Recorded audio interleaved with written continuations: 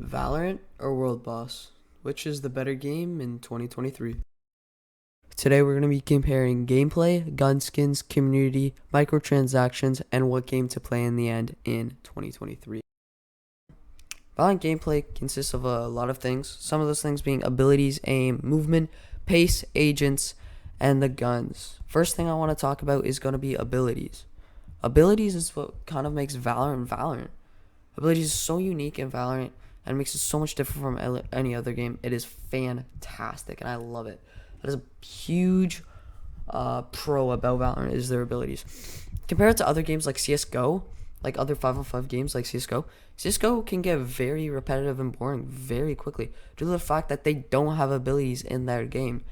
And it just gets boring, and that's what makes Valorant so much better. With every game that you have, it's going to be different no matter what. Just with those agents and abilities, every game is going to be different because there's so many agents, so many abilities in the game, and it makes the game so much more better, so much more fun. And abilities is a massive part of Valorant, and that's what definitely makes Valorant Valorant. The next thing is going to be aim. Aim is it's a tough thing to talk about in Valorant because your aim can be really good, solid one day, and then the other day, the next day, you're going into a death match and you're getting absolutely fried because you can't hit a single shot for your entire life. And aim is very difficult, in my opinion, for Valorant. Because if I play Valorant for a week, my aim's pretty good. My aim's thriving. Take a break for maybe 2 days, play a little bit of I don't know, World Boss. Come back to Valorant and it's atrocious. It's scary. My crosshair's going to the moon and back, and I still can't even get close to the enemy to shooting them before I get just one tapped, and it's awful. Another thing is the crosshair. When you're moving, if you move at all when aiming, and this is part of the movement, you move at all when you're aiming, your crosshair's going to the moon and back, and it's not even gonna hit them. Not even gonna hit them. And that's a really bad part. I feel like Valorant should make it easier to move and hit shots, but that also gives a massive competitive advantage to strafers because the people that strafe are insanely good at the game. And when I see people strafing in deathmatch, I'm getting absolutely roasted on, and it's not that great. So it's Valorant isn't a great game for casual players unless you only play unrated, never touch comp in your entire life. But even then, like it feels like skill based matchmaking is there really hard, and it just takes a big toll on you for the casual players. The next thing is pace. Valorant is a super slow paced game. Like it's super slow paced, and that's what makes it good for casual players because for brand new people to the game, it gets them used to the game really quickly, and it doesn't have to take so much time like Fortnite or so much time like I want to say CS:GO, but not really CS:GO. So much time for Call of Duty Warzone and all that stuff, and that's what makes it easier for beginners to get good, and they can grind up those ranks and be radiant within a couple months. And I feel like the pace of the game should be a little bit quicker, but I'm fine with the pace right now. The next thing is going to be the guns. The guns, in my opinion, in Valorant are very balanced. They are pretty balanced guns. The Vandal, it can one tap, can't one tap through walls. Little bit sad about how guns can't one tap through walls. Even an operator, for a body shot, it won't one tap through any wall, and that's what CS:GO does, and that's what makes CS:GO a little bit better in that sort of standpoint there. But overall, the guns in Valorant are very balanced. I feel like they should add maybe a few more guns into the game someday instead of just keeping it same old, because that could also, get you a little bit bored of Valorant and moving on to another game. Alright, so the next thing that I want to talk about for Valorant is their community. Valorant's community is probably the worst community in existence. It's horrible. It's messed up. It is not okay whatsoever. You got people going into couples going into games just being really weird. And in my opinion, Valorant has the worst community out there. Even CSGO's community is better. And man, those people are trying to get you to kill yourself right there. Valorant's community is just a bunch of E kittens and E couples, which really sucks. But in game wise, like inside the game, there's not really much of it. It's pretty good. Everybody's pretty nice. It's a pretty solid community inside the game with your teammates. Sure, you got teammates that are gonna be toxic to you at once. Everybody's gonna be toxic. Toxicity is a big part of Valorant. That is another thing about the community. Toxicity will always be there. Eventually, you just learn to deal with it. Sure, people are gonna be in chat, talking about your 9-16 start to the game or 1-24 start into the game. Just get over it. Finish the game, hop into deathmatch, hop into escalation, hop into swift play, spike rush, or anything. Get your aim back on. Get your game back on. Figure out what you did wrong in that last game and fix it. But yeah, toxicity can be easily solved in Valorant, and yeah, that is a lot about the community. The next part of Valorant is microtransactions. And holy, is this like gone to another freaking level. You got gun skins here costing about $21 for a Spectre skin. $17 around usually for a Vandal skin. 17 I guess for a Spectre skin. 17 usually like the average for a gun skin. And you're gonna buy a bundle that's over Spectrum bundle. You're gonna buy a bundle that's over like $150, feels like. Maybe like $110 for just a couple of skins. Like that is gone wrong. Valorant definitely needs a way to make them cheaper. Sure, we have a night market, but that's every 2 months. My opinion, it should be every month, 2 weeks. Like, that's night market, and you only get 5 items in your night market. It's definitely not worth it, and it's definitely not worth it to get VEP for max collections. My opinion, Valorant is something where you get maybe 2 battle passes, a melee skin, a phantom skin, a vandal skin, and maybe even classic skin, and that's it. You can't really expand much like other games. Sure, CSGO is also kind of like that with super expensive stuff, but you look at Fortnite, even you look at World Boss. World Boss so far seems pretty cheap, seems pretty good, and you can always expand, and it's just better. Sure, animations on these gun skins are out of this world.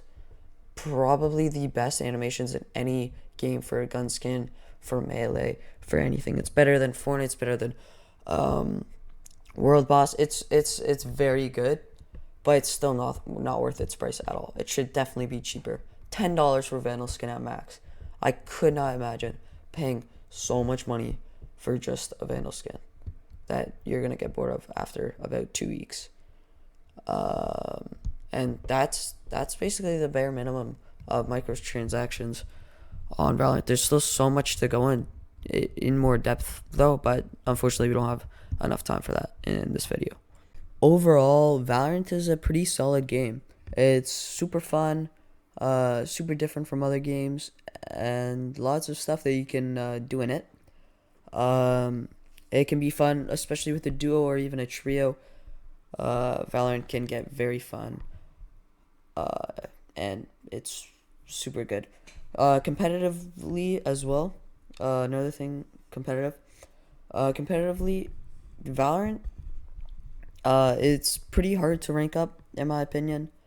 Very difficult. You will definitely rage. You're gonna bottom frag a lot as well, probably, unless you're a Jet main and you are absolutely insane and you have the name tag I miss her. Otherwise though, Valorant's a pretty solid game, and I would definitely recommend playing it if you've never ever played it. Try it out. have some fun, play for a little bit, obviously, so you can at least get a little bit good. Because obviously you're gonna start off, you're gonna be absolutely trash at the game. Same with World Boss, but overall, Valorant's a very solid game so far, and excited to see what the future holds for this game. Alright, so now we're going to be looking a little bit about World Boss, their gameplay, community, microtransactions as well. So the gameplay. So far looking at this gameplay, of course it's still in the beta. It is pretty smooth actually. The graphics are fantastic, especially for a beta game that definitely beats Valorant in a huge way. I love the graphics of this cartoony / anime type of graphics, and World Boss definitely did a fantastic job on that overall on the graphics. Now even on the map that now we're gonna talk about the map. So the map is a map composed of a couple different sort of biomes, and that's what like makes this map pretty cool.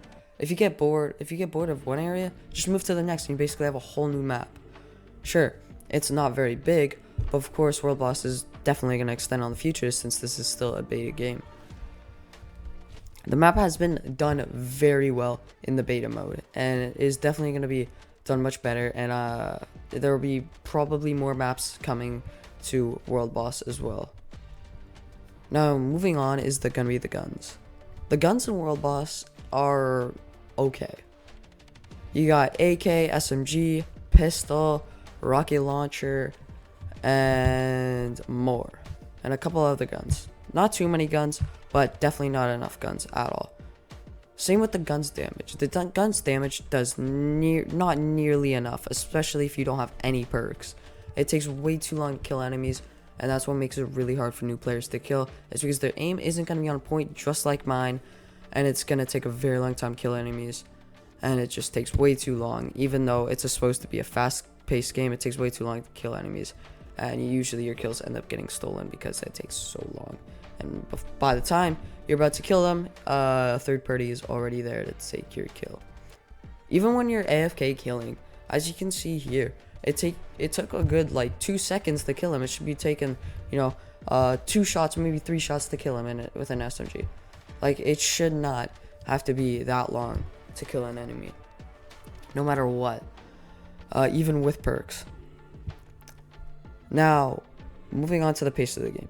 The pace of the game is super fast paced, and there's a lot of just spawning in, getting a kill, dying, spawning in, getting a kill, dying. It gets quite repetitive, I think, and that's definitely something that they're gonna for sure fix in the future with future game modes. As Laserbeam did say in his recent video about World Boss, he did say that he is hoping to get more game modes in the future, but this is of course the beta mode. Now in this gameplay footage, this game was going on very slow in my opinion. It was not as quick as the other games that I've been in so far when I'm testing out this game. Now overall, my experience with this game is pretty good so far. It's gonna take a while to get used to, especially since I'm a noob and I started about yesterday, and I haven't really gotten much time playing on this game, but it's been pretty fun while I have been playing. But it's gotten boring really quickly because your main objective, become the world boss. That's it. That's all you gotta do, and it's just basically a forever ending loop of the game. You could be in the lobby for hours upon hours upon hours upon hours without having to leave, because more people join and stuff, and it just gets very repetitive and very boring after about 30 minutes to an hour of playing. And that's what Valorant does really well, is to not make their game repetitive. Even in the Valorant beta, it didn't feel too repetitive whatsoever. Felt nice, fresh, and fun. And World Boss just feels fresh for about 10-20 minutes before you get bored of it, for how long it takes to kill enemies, and sort of the guns and everything. Now I want to talk about the gun skins a little bit. The gun skins in World Boss already look fantastic. I have one gun skin, that's the pistol one, and that is just a fantastic gun skin. I feel like these gun skins already look really cool, and I'm really excited to see what's in the future of them. Sure, they don't match up to Valorant, but the gun skins are still really cool in my opinion, and I quite like them a lot and how they're sort of unique. Alright, now moving on to the community. World Boss has quite a small community. I haven't really seen much of it, but so far it looks pretty good, pretty promising community. But the thing with World Boss and Valorant is there seems to be a lot of very young people that are currently playing World Boss, like young little kids, and not exactly older people. So that is definitely something different. Valorant has a lot of teen to adult players than younger players in their games, so it's a little bit different there. But I haven't really seen much of the World Boss community. Don't really know what it is. Very very well to a high standard. But hopefully, in the future, it will hold a better community than Valorant. So far, it looks like it's a pretty good community. What I've seen so far, and it'll be nice to see what happens in the future for the community. Now, the next thing will be microtransactions. Microtransactions in World Boss are pretty good, actually. Not as good as, let's say, Fortnite or maybe even Call of Duty to that extent. A little bit more expensive, but not like Valorant whatsoever. Like you're not paying $17 for a kind of mid gun skin, or $17 for a smite knife. You're paying about $6 for what you get. Paying $6 for pretty good gun skin. That's what I've seen so far in my shop. $14 for a bundle, for like a fresher laser beam bundle. That's pretty good. And what, $7 for a battle pass, which is also like fantastic. So prices are much better than Valorant, and World Boss definitely takes the win there. And it's still in its beta mode, so it's already sort of doing much better than Valorant, and with its beta than Valorant's beta. But also we have to take into account Valorant's beta was absolutely fantastic, breaking Twitch records, which we'll talk about a little bit later. But overall, the microtransactions in World Boss are much better than Valorant's microtransactions, and much better deal for what you're getting than Valorant. Now, moving on to the overall of World Boss. Overall, it's a pretty solid game so far. Not very popular, possibly popular in the future. Not enough game modes whatsoever. Does get boring and repetitive. Really good graphics in my opinion. Definitely a bright future ahead if they decide to continue with new game modes, new battle pass, more battle passes, more gun skins, and more. So there can definitely be a very bright future ahead for World Boss. In conclusion, Valorant is going to be taking the win here against World Boss.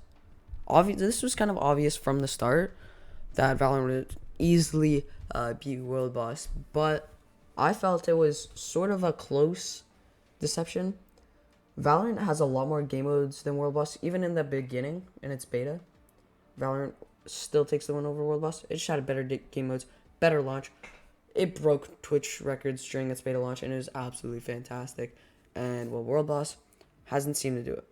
I do strongly believe, though, that World Boss has a very bright future ahead of it, but not at the moment.